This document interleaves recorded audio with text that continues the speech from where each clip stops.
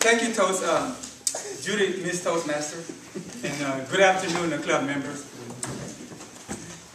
Most people think that delivering mail is similar to a casual stroll when carrying letters.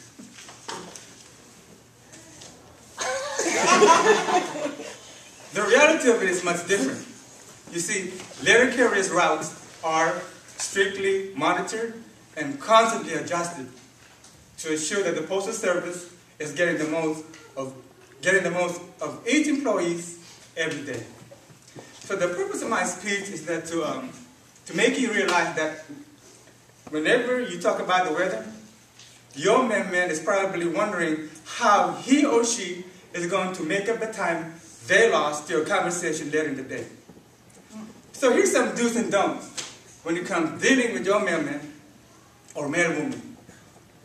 Don't. Let's start off with a don't. Do not talk to your mailman about the weather. Yeah, it's hot out. It's hot out. Your carrier probably already been made aware of this by the gallons of sweat they lost throughout their body parts. And they do not need to lose another 30 seconds of your small talk.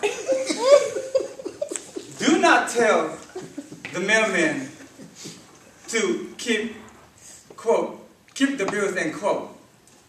This is the most overused joke, and it gets old after a while. After a while, on the first day of carrying mail. Now consider, some people, they've been doing this for 30 years. Quote, going postal suddenly makes sense. Now furthermore, imagine if they did actually keep the bills, you would be a little upset when your electricity gets shut off. Then you can talk to your mailman about how hot it is outside.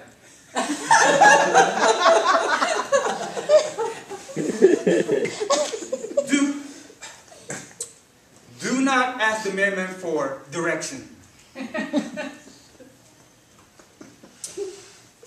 Get a GPS. Use a MapQuest. Or go to one of the millions of gas stations in the area. The mailman's not a tour guide. Though he knows the city and town very well, you still may end up in the wrong side of the neighborhood if you pull the stunt. Do not allow, this is very important, do not allow your dog outside of a leash. I do not care if you think your dog is harmless or nice. If it's got teeth, it will most likely bite a mailman. If you have a small dog and it charges the mailman, do not get surprised if your dog gets booted. If you have a big dog, well, that's what the mate is for. Okay?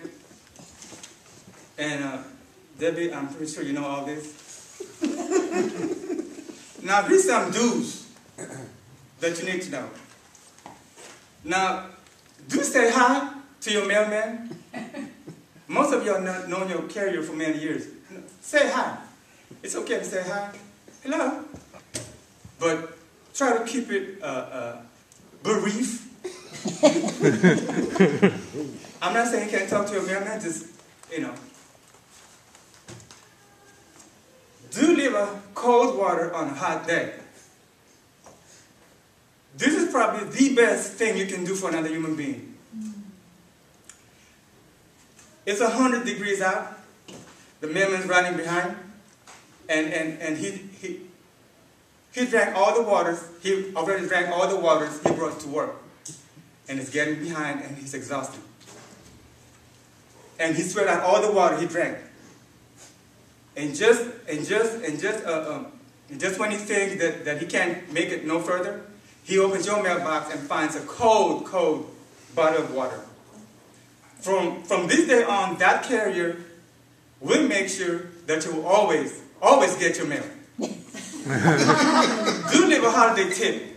Don't listen to your friends about you're not supposed to give your mailman money or gifts. If you think your mailman did a mighty fine job throughout the year, Reward them just this once a year. I assure you, your generosity will not be forgotten.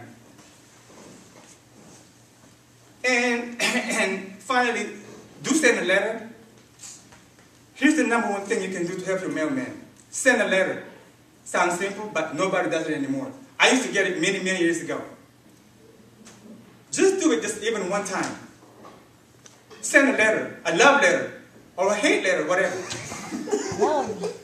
So to recap, keep your small talk to yourself. Keep your jokes to yourself. Keep your GPS in the car. And keep your dog on the leash. Be nice, be nicer, be even nicer.